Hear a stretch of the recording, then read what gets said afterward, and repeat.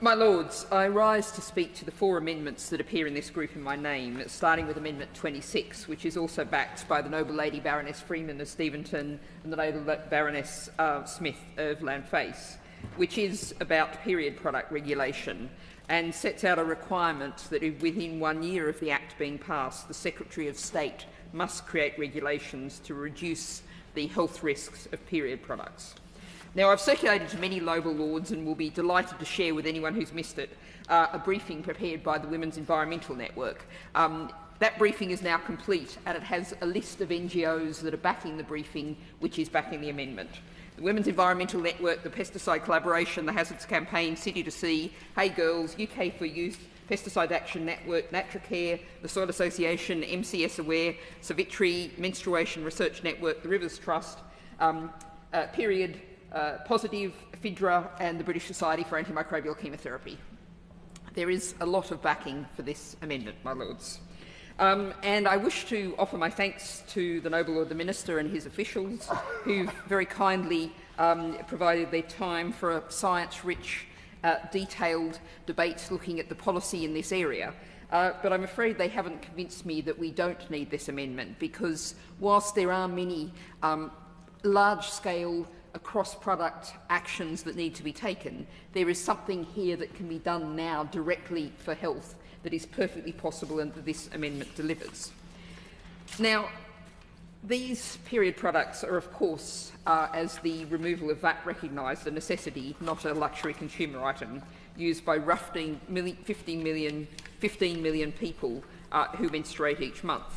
Currently, products which come under the general product safety regulations theoretically, but there's no specific mention of period products there. Now, that lack of specific regulation means there's few limitations or restrictions on the presence of potentially harmful chemicals or additives in period products. This is in sharp contrast to, example, cosmetics. Now, the practical reality is that period products are used next to or in one of the most absorbent parts of the human body, unlike the other consumer items which come under the GPSR. Particularly internal products like tampons, menstrual cups and discs have direct access to the bloodstream. The absorption rate through the vulva is much greater than through the skin of the rest of the body. Now, what we've seen in the last 10 years or so is essentially among period products an advertising arms race. A worrying number of potentially harmful chemicals and metals have been often explicitly added to or are found in single-use disposable and reusable period products. I haven't got time, and at committee I went into this at some length, but just to identify some of the biggest issues. Biocidal silver, an untested additive currently waiting to be assessed for safety by the UK government, is being used in many period pants as an antimicrobial.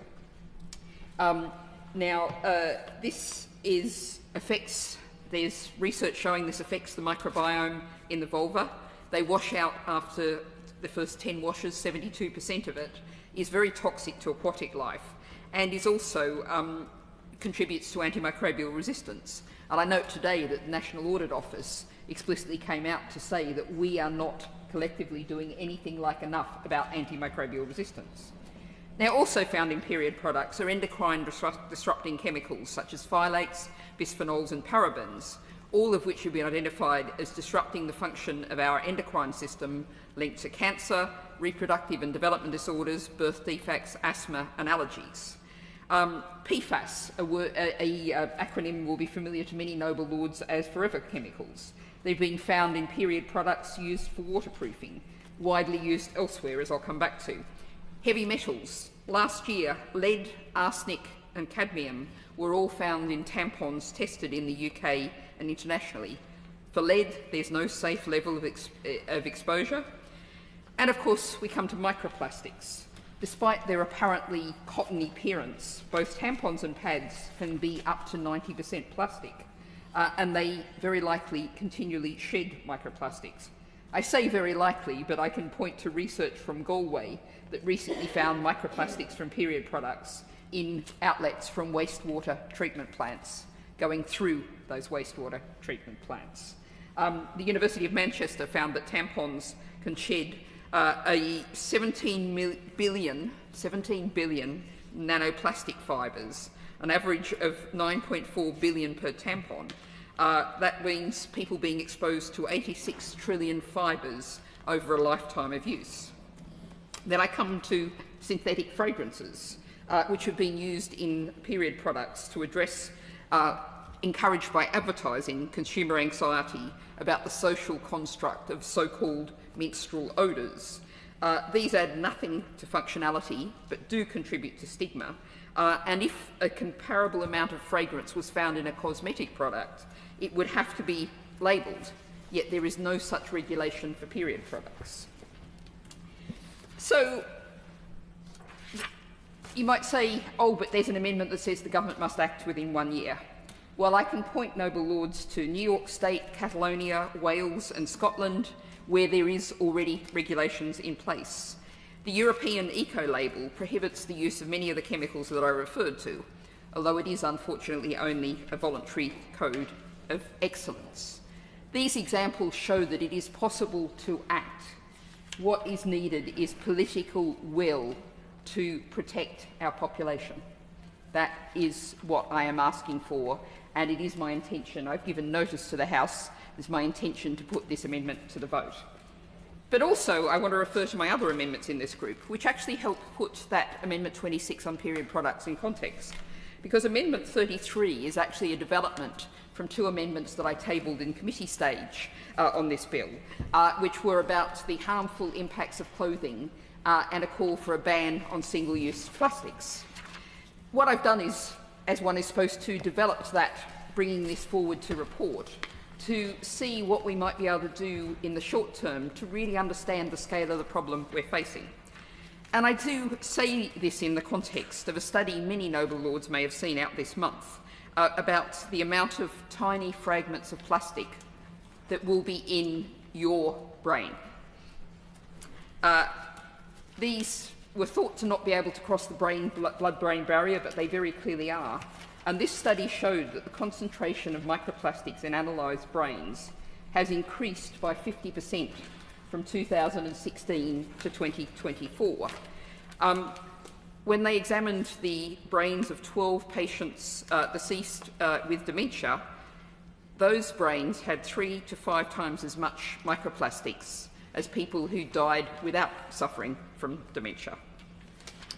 Now, this is one study, but we know that the amount of plastics produced in the world doubles every 10 to 15 years. The figures from these brains reflect what we're doing to the environment. And, of course, this is just one of the cocktail. The PFAS, the endocrine-disrupting chemicals, the pesticides and the pharmaceutical products, all of which are accumulating in our environment every day. What governments have failed to do, regulators have failed to do, is consider how human bodies are being barraged and penetrated by these dangerous materials and how they interact with each other, potentially damage our health, and then make us more susceptible to the impacts of other challenges, be they these materials or infectious agents. Now, when I started the discussion of these issues at committee stage, the noble Lord Epsom Sharp acknowledged that it had started him wondering about the non-iron shirt that he was wearing that day, and to wonder what had altered the fibres of the cotton to produce such a result, and what impact it might be having on the noble Lord's health. The answer is almost certainly a resin that releases formaldehyde, which is a known carcinogen and mutagen. It might also be a direct, immediate problem for anyone who suffers from contact dermatitis. Now, that formaldehyde is a substance the EU has introduced new stricter regulations on, starting from next year, noting that people are likely to be exposed to it from a wide range of sources, from car interiors to furniture, electronics to construction materials. Now, when they tackle these issues, government responses are almost invariably siloed. It's great and world-leading that the French government has just banned the manufacture, import and sale of most PFAS-treated products from next year and from all textiles by 2030. But they're just tackling one of the issues of many, and cleaning up the universal contamination of this class of chemicals just cannot be done. I said I'd tie this to Amendment 26 because if we think about the bodies of people using period products in our society today, like all of us, they're exposed to all of that, and they're also getting the extra from the period products. Now, finally and very quickly, I come to Amendment 27A and the linked Amendment 66. And this is a probing amendment which relates to the Environment Act. It's now 1,205 days since the Environment Act became law. I could have split these amendments out, but I chose not to. Perhaps I can have another minute, as others have had. The Act grants government powers to work towards the ending of the UK's contribution to deforestation. Is the government a direct... The rules here are quite clear. I do think a previous Noble Lord went for 12 minutes. All right, I will ask the Noble Lord the Minister one question and write a comment piece to cover the rest. Is the government planning to bring forward the necessary secondary legislation under Schedule 17 of the Environment Act rapidly, and to confirm that regulations will take the most ambitious form possible within existing UK law?